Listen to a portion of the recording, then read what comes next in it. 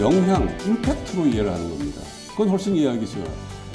거실에 나가서 스피커 보고 오늘 날씨가 뭐야? 그러면 쫙 얘기해주고 자꾸 트레이닝 시키면은 오늘 그러면 날씨 얘기가 나오게 할 수도 있겠죠. 그래서 그 영향으로 AI를 이해하는 걸 하면은 이게 훨씬 더 중요한 것 같아요. 그래서 저는 AI를 이해하는 방법이 두 가지가 있는데 하나는 그 AI 본질 이론과 개념과 그 여러 가지 기술을 이해하는 방법이 있는데 이거는 사실은 전문적인 집단이 알아서 할 일이고 여기서 CEO라든가 고급 간부님들께서는 영향으로 이해하는 것에 중점을 두고 그것만 이해를 하셔도 나는 AI를 안다 이렇게 말씀하실 수 있다는 그 용기를 제가 드리고 싶습니다.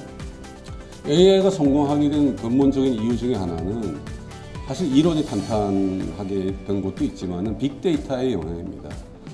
이론만 가지고 이제 AI를 하기엔 돌리기는 어려워서 많은 그 데이터를 넣어가지고 이제 알고리즘 돌려서 여러 가지 판단을 하게 되는데 AI 성공 분야가 없어 이렇게 얘기를 하는데 AI가 사람보다 훨씬 뛰어나고 굉장히 훌륭한 업적을 낸 분야가 기술적인 분야가 이미 여러 개가 있습니다. 제일 대표적인 거가 뭐예요? 안면 인식. X 플러스 AI. 현실적으로 아까 뭐 비전, 언어, 뭐 로봇, 자율주행, 뭐 금융 뭐 이런 말씀을 드렸지만 실제로 적용 가능한 X는 무지하게 종류가 많습니다. 그런데 꼭 해야 되는 거는 데이터가 있어야 되고 사람이 있어야 되고 지금 말씀드린 것처럼 AI를 전면에 안 내오시고 지원수도 아니고 전체 인프라를 까는 그런 접근 자세가 필요하다 이런 말씀을 이제 드리고 싶습니다.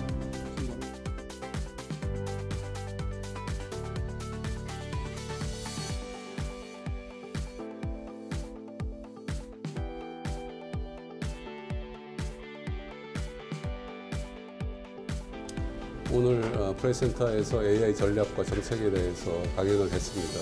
사실 AI를 도입하려면은 CEO나 최고 경영자가 관심을 가지고 의지를 갖고 계신 게 매우 중요한데 이번에 과학기술정보통신부가 지원하고 지형정보산업협회에서 주관한 이러한 행사가 앞으로 많이 있어야 CEO 또는 최고 경영자들이 참석을 하셔서 AI에 대한 이해를 높이고 의사결정을 하는 데 큰 도움이 될 것 같습니다.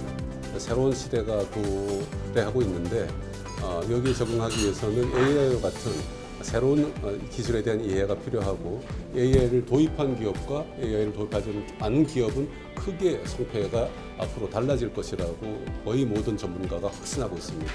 따라서 AI에 대한 관심과 또는 공부 또는 이해는 필수적이라고 볼 수 있습니다.